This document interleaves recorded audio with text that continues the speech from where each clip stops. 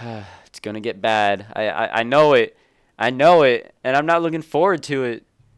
ねえねえゆうくん、次は何して遊ぶ？ Sorry, I've got something I gotta do today. I have to head home now. そっか。じゃあまた明日だね。I don't think I can come tomorrow. Oh, shit.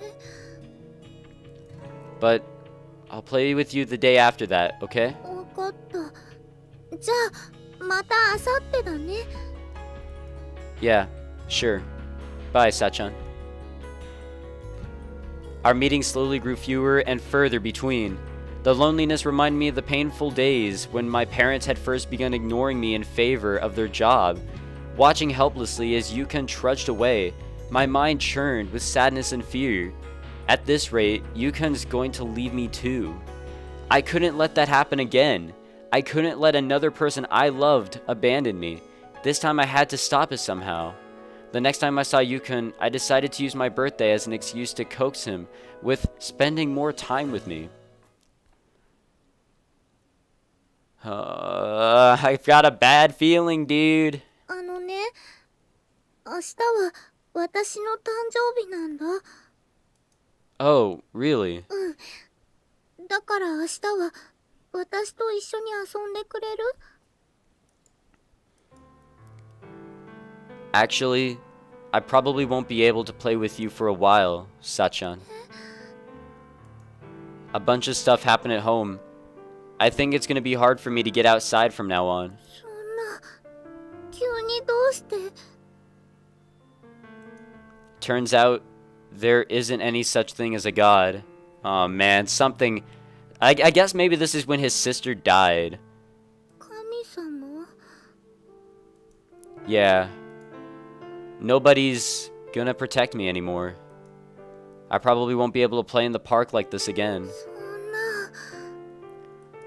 I'm sorry. I know I should have told you sooner, but... Sachan, you always look forward to playing with me. I didn't want to make you sad. ゆうくん。 But vanishing suddenly without telling you would be even worse. So today, I came to say goodbye. じゃあ、ゆうくんとはもう会えないの？ I don't know for sure, but it's definitely possible.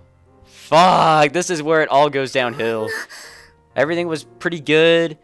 Like, after it got bad, you know, things got good, and now let's just go straight downhill. I think this is when it's gonna go straight downhill.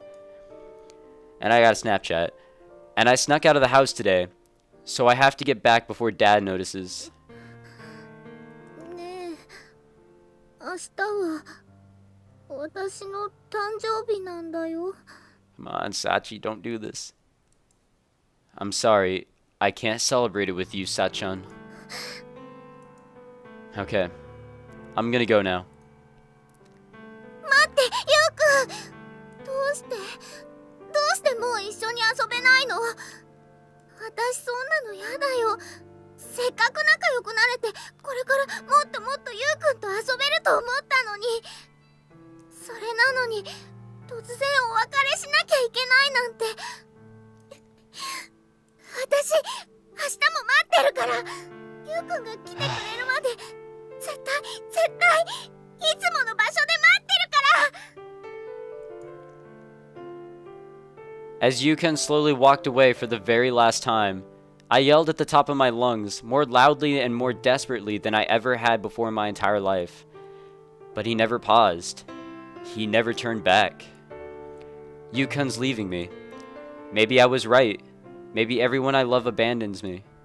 Paralyzed by miserable self-pity, I couldn't even chase after him. For a long time after that abrupt farewell, I could only stand stock still at the entrance to the park, wallowing in confusion and pain.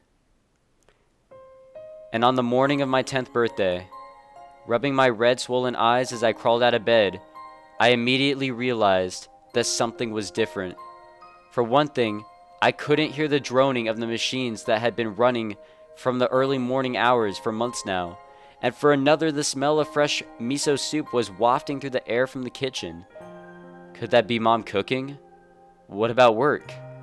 Still half asleep and completely nonplussed, I wandered over to the living room where an unexpected sight was waiting for me. おはよう、サチ。 Dad! You're finally not working. おはよう。 Mom! You're finally not a bitch. Mom and Dad were sitting next to each other on the far side of the table, almost as if they'd been waiting for me to wake up. After greeting me, they waited with gentle smiles for my answer. It almost felt like I was reliving a memory from the days before they become so busy. The sheer surprise was such that it took me a moment to find a response. おはよう。どうしたサチ？そんなに目を丸くして。だって今日は機械の音がしないし、それにお父さんとお母さんがこの時間に家にいるなんて。そうだな。自分たちのしてきたことを考えれば、サチが驚くのも無理はないか。今までが今まででしたからね。The two of them smiled sadly at each other, then turned right back to me. あのね、サチ。今日はサチの誕生日だから、お仕事はお休みにしたの。Wow, didn't do that last year. 今まで寂しい思いをさせてしまった分の汚名を返上させてもらおうと思ってな。夜になってケーキを食べながら誕生日をお祝いするまで、今日はサチと一緒に遊ぼうと決めた。Aw man, you don't know what happened yesterday though. I'm not in the mood. The words coming out of their mouths were exactly what I've been longing desperately to hear for so many months. It felt so much like a dream that I nearly pinched myself. Mom and Dad would be at my side again like they used to be. Just like when every day was full of happiness, we could play together as a family once more. That was what I'd wanted all along, even while I was playing with Yukon. I daydreamed countless times about this very moment, and now it was real. My parents were giving me the gentle, caring words I'd longed to hear. My heart should have been bursting with joy. And yet what I felt instead was dark, intense anger. And though a hidden flame, long smoldering in some hidden cranny of my mind, had found the oxygen it needed to burst into a blazing wildfire. No matter how hard I tried, they completely ignored me. Why now all of a sudden? Do they seriously think taking one day off work is going to make me forget how sad I've been all this time? Good luck with that. Yukon took their place, but now even he's gone. So why? Why now? Why do they think they can just... Cold black bitterness spreading through my body. I lifted my head to give my parents their answer. いいよ。 Fuck. 別に遊んでくれなくてもいい。私は一人でも平気だし、お父さんとお母さんが大好きなお仕事を休んでもらってまで一緒にいてもらおうなんて思わない。だからそんなに私の誕生日がお祝いしたいなら二人だけでやればいいんだよ。 Damn, dude. The instant those sulky words left my mouth, I bolted out of the living room. サチ！待って、サチ！ They called out to me from behind, but I kept running. Out the door, away from our house. Not that I was headed anywhere in particular. Anywhere would be fine, as long as Mom and Dad weren't there. I didn't want to see their faces. I didn't want to hear their voices.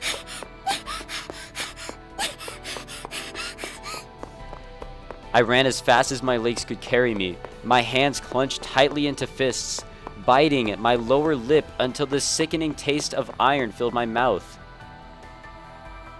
As I fled, the only thing in my mind was anger at my parents. Looking back on it now, it wasn't much more than an irrational outburst of pent-up emotion. But still, rather than feeling happy at their promise to celebrate my birthday together, I was outraged at my parents for wrapping up all the sadness and pain I'd felt for so long into those bland words about feeling lonely. I kind of thought she was going to end up at this park. and in the end my blind, aimless flight carried me to that familiar playground. I hadn't consciously thought about making my way here. If anything, I was intentionally trying to stay away from the area close to my home. At some point, I definitely passed a hospital much further away from this place. Even so, some unconscious part of my mind had guided me to this destination. Is he here? The impact of the previous day's events must have been just that strong. I couldn't simply accept that unbelievably abrupt goodbye. As Yukon left, I had screamed that I'd be waiting for him today. If I forced a one-sided promise on him, maybe he'd slip out of his house to see me. That selfish, childish hope was still alive inside me. 何時だろう。 Wiping the sweat from my forehead, I looked up to the tall clock tower nearby. It was a little past 10 in the morning. Yukon always came to the playground, about 1:30 on weekends. But I decided I might as well start waiting now. That way, I'd be here even if Yukon came early. And if Mom and Dad showed up, I could always just run away again. そうだよね。 Trying to disguise the pain and anxiety growing inside me, I forced myself to believe in this spur-of-the-moment plan. I walked over to the swing set where the two of us had always sat side by side and settled into my seat. The day before, I told Yukon I would wait for him in this park, but it wasn't like he promised to come play with me. He hadn't even responded to my words. There was no guarantee Yukon would come to this park. Still, I had absolute faith that he'd show up eventually, and I was pretty confident I could wait patiently until then. But as the clock's hour hand made its way past the 5, and my vigil approached its 8th hour, even that childish confidence began to waver. やっぱりダメなのかな。ゆうくんとは昨日でお別れしなきゃいけなかったのかな。 The playground that had always felt too small for us suddenly seemed an unbelievably large and empty place. Yukon had told me clearly enough that he couldn't play with me anymore, that even getting outside would be difficult from now on. Something must have been going on with Yuuji, man, like, probably related to the time his sister died, I would say. His dad being an absolute douche from the sound of it. Something's going on, dude. Could he even make it to the park if he wanted to? Having regained the ability to think rationally with the passage of time, my mind ruthlessly chipped away at my unfounded confidence, and finally I arrived at the realization that I'd backed myself into a miserable corner. Once that timid thought passed through my mind, it was only a matter of time. The painful emotions I'd been covering up with my anger came bubbling back up to the surface. I was really mean to Mom and Dad again. They were gonna play with me, and I ruined everything. This isn't any different from last year. Even if I go home tonight, my birthday's just gonna be Mom and Dad yelling at me. With each thought, the anxiety and regret swelled up uncontrollably inside me. Before I knew it, fat tears were running down my cheeks.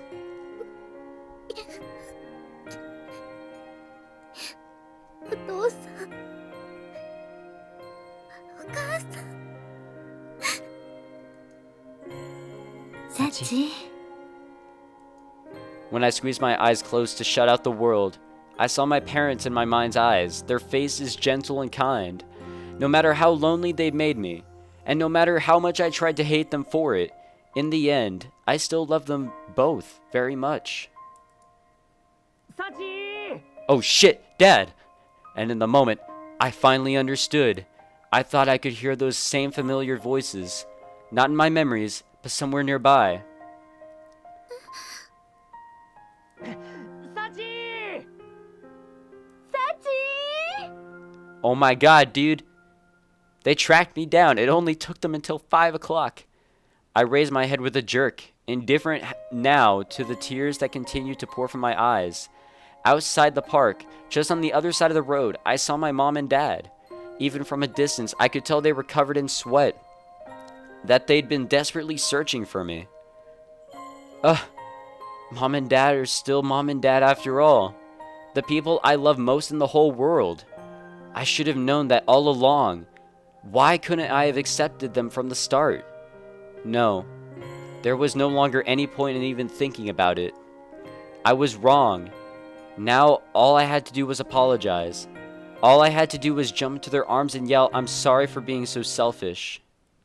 お父さん、お母さん、サチ Once the two of them noticed my presence, their expressions instantly melted with relief. I dashed out of the park, overwhelmed with happiness, and I heard a sudden roar of displaced air, like the sound of a fierce wind. I have a very bad feeling, and I kind of have an idea of what's about to happen. Please, game, don't do it. In the next instant, the world before me was filled with a colossal jet black blur. No! No! I knew it! Her parents, or Sachi, I'm thinking her parents in this case, got hit. No! That's how it went down, dude. It was kind of coming back to me, and I was thinking, shit, did they get ran over? Oh my god. And that would make sense with the PTSD and stuff. That would make perfect sense. I heard the sound of something colliding with something else, then screeching to a halt nearby. I had reflexively squeezed my eyes shut. When I timidly opened them, I was greeted with the unimaginable. Don't show something bad, please. Don't do it. I'm gonna fucking throw up, dude.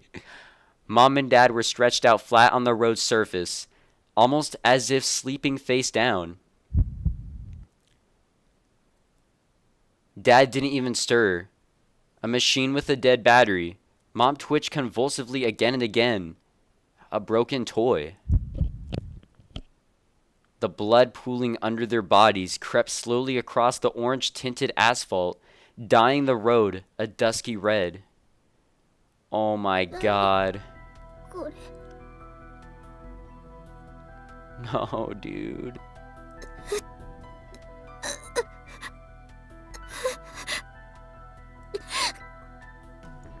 Those agonized groans, so totally unlike any other sound I'd ever heard my mother make, filled me with terror, too pure and primal to express in words.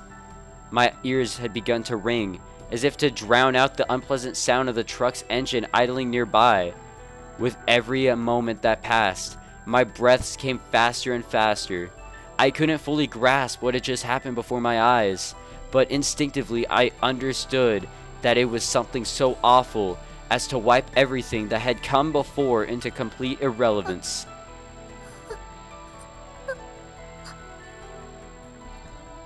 What do I do? What do I do? Right, I've got to call for help.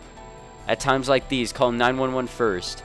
My mind was still capable of thinking about what I should do next, and yet my body was frozen on the spot, as if physically rejecting the incomprehensible situation before me.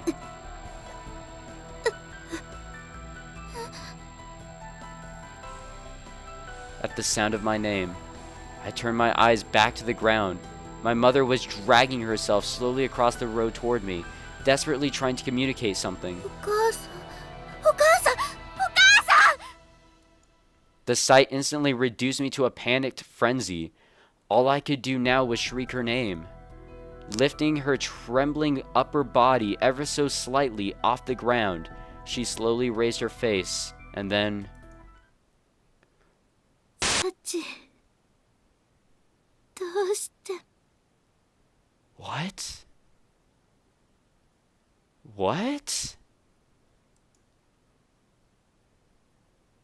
And then she spoke those words.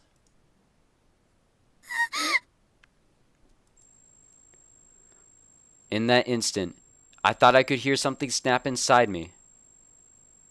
As my body began to quiver uncontrollably, the world was covered in a black shroud. The split second after the buzzing drone inside my head finally went silent, I lost consciousness entirely. Apparently, a local passerby quickly reported the incident, and it wasn't long before the ambulances carried us away. Not that I remember any of that. When I opened my eyes for the next time, a full day had passed, and I was lying in a colorless hospital room.